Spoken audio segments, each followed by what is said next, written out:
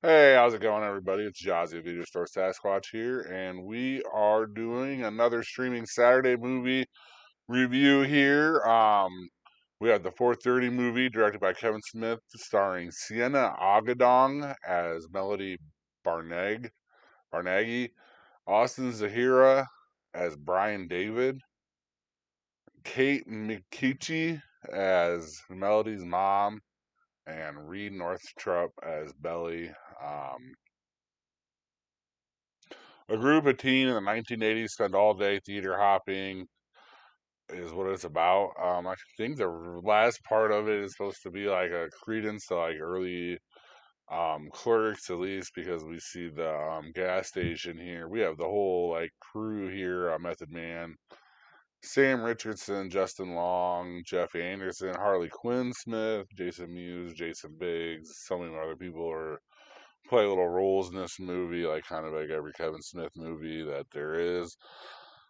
This one is supposed to be, I guess, the most up to date touch of reality of what it was like for him growing up.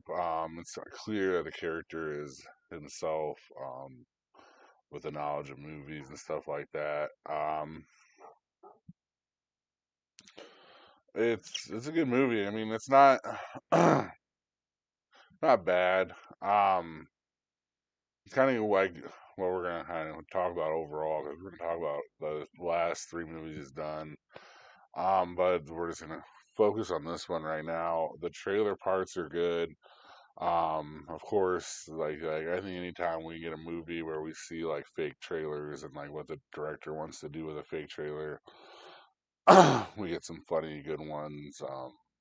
There's just so many, like you can just tell, just go through them. I mean, some are gonna be stupid, but these are funny. Like B movie horror, like um, trailers here. The one includes his daughter Harley Quinn Smith. The other one includes Jason Biggs and DJ Baker, and yeah, there's just so many different ones that are just those are funny. Um, you can tell it's like it's from the heart. This movie for sure. There's a lot of Kevin Smith stuff about it for sure.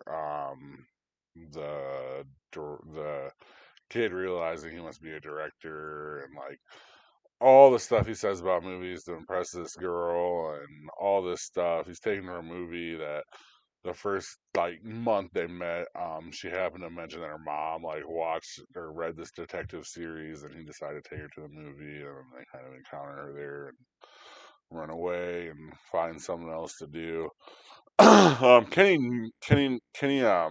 Ken Wong's in this, and he is one of the funnier parts about this whole movie as the theater manager. I don't know why he's not like on anything. I would have put him on the main cast. He is so funny in this. He's just one of those guys that's just naturally funny. I think he could just do anything that'd be funny. Reed Northrup is Belly getting caught masturbating and stuff like that. So funny.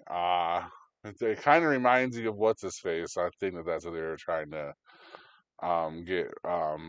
You know, they were trying to show that relationship. I think as kids, what's his face from the Clerks movies, um, Jeff Anderson, his character, Dante. So I think no Dante is the one, and Randall. Not Randall. Talking about Randall. I think Billy's trying to be Randall here.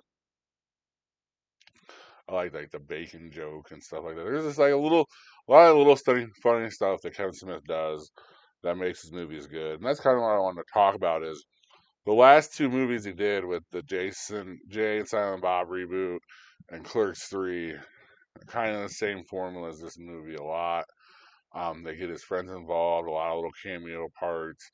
But the big thing is I think it kind of finally like he kind of got released something in Clerks, because Clerks 3, like, yeah, it's not the best movie. It's still a Kevin Smith movie. It's still a very enjoyable movie, especially if you're a fan of him. You get what happened here, especially when you know what happened to him in real life. So I think that those tones for that movie and the tone for Jay and Silent Bob, where it kind of goes through the Dumb and Dumber patch of like adding the daughter involved, and we think it's one person's daughter, and it ends up being the other person's daughter and stuff like that. And of course, it's played by Harley Quinn Smith. Like a lot of it, you're just wondering how much she's just sitting around and making movies for Harley Quinn to be in. I mean, she's not in much else.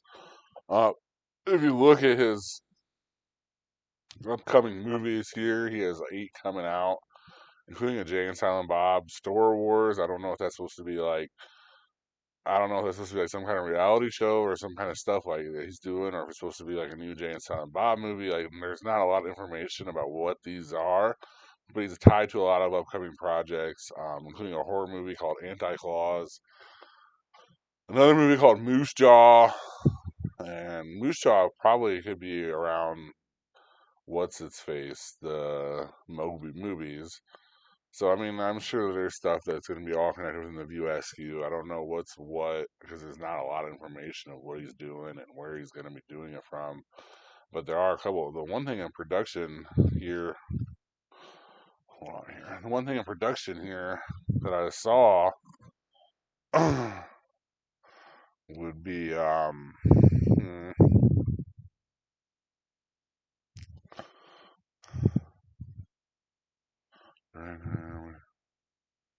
upcoming projects in production. Sam and Twitch TV series, 2 homicide Texas faces series of grisly crimes in New York City that are kind of quote Spawn related. So he's doing another TV series too. I mean, that's what he's done a lot of, especially with DC lately. Um, I mean, I love Kevin Smith. I'm gonna watch whatever he does. I understand a lot of the feedback from the fans, and even like people that are around me kind of realize that his eyes even kind of worn out on Kevin Smith a little bit. I'm glad that he's came back. He's made a couple of things. See, the problem I think another thing is people have with Kevin Smith is he left a good gig with Jay and Silent Bob. Everyone wanted more of that, and then for like 10 years he just didn't do anything. And whatever reasons, I'm sure he has his own personal reasons, including Jason Mewes, who would have been in and off drugs and stuff like that. Like it's hard to like want to work with a person like that. I understand that. But it's just I feel like there's so much missed, and then the kind of stuff that we got are like a nostalgic feeling from him because he's writing from his past, from his like sad feeling of almost dying, which is unfortunate that he did almost die, but I feel like that's the problem is he's like close to death.